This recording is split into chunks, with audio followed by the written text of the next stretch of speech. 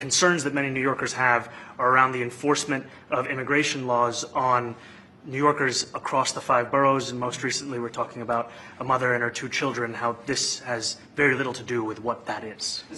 What we did is we discussed crime, more than ICE per se. We discussed crime, and he doesn't want to see crime, and I don't want to see crime, and I have very little doubt that we're not going to get along on that issue. He wants to, and he said some things that were very interesting as to housing construction, and he wants to see houses go up. He wants to see a lot of houses created, a lot of apartments built, etc. And you know, we actually people would be shocked, but I want to see the same thing. Mr. Mamdani, anti-Israel protesters. Jack? Mr. President, I want to know one of the policies as well that Mayor-elect Mamdani talked a number of times about on the campaign was shifting the tax burden for property taxes from what he called minority communities to white-based communities and putting more taxes on white people. I also noticed that in your acceptance speech you didn't mention anything about America or Christians or white people in general, and so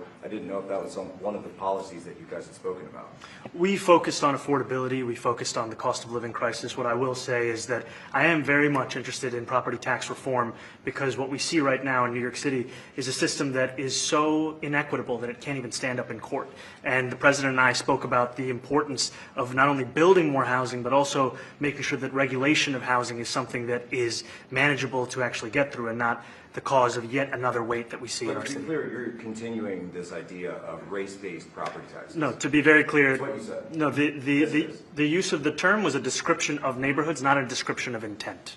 So you intend to tax the whiter neighborhoods more? No, we intend to create a fair property tax system because we want a New York City that is not only fair and equitable, but also one that every New Yorker can afford. Mr. Mamdani, anti-Israel protesters Please, go ahead. Mr. Mamdani, anti-Israel protesters just targeted a synagogue in New York. Are you concerned about Jewish New Yorkers feeling welcome and safe in the city?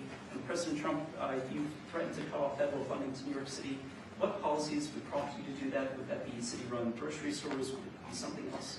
Well, I think if we didn't get along, whether it's cut off or just make it a little bit difficult or not give as much, we want to see, I use the term, we don't want good money going after bad, and we don't want that to happen. I don't think that's going to happen. I did say that, you know, subject to what policies are being said. We had a meeting today that actually surprised me. He wants to see no crime. He wants to see housing being built. He wants to see rents coming down, all things that I agree with. Now, we may disagree how we get there. The rent coming down, I think one of the things I really gleaned very much today, he'd like to see him come down, ideally, by building a lot of additional housing. Yeah. That's the ultimate way. He agrees with that, and so do I. But if I read the newspapers and the stories, I don't hear that. But I heard him say it today, and I think that's a very positive step. No, I don't expect. I expect to be helping him, not hurting him. A big help, because I want New York City to be great. Look, I love New York City. It's where I come from. I spent a lot of years there. Now I'm right here. We took a big setback with the mayor that we had, Dave de Blasio. I thought it was a tremendous setback for the city. I think this mayor can do some things that are going to be really great. Mr. President. Okay, how about you? Go ahead, please. You're a billionaire. You have a different address nowadays than you used to, but you used to call New York City home. Would you feel comfortable living in New York City under a Mamdani administration? Yeah, I would. I really would. Especially after the meeting. Absolutely. What makes you comfortable? We agree on a lot more than I would have thought.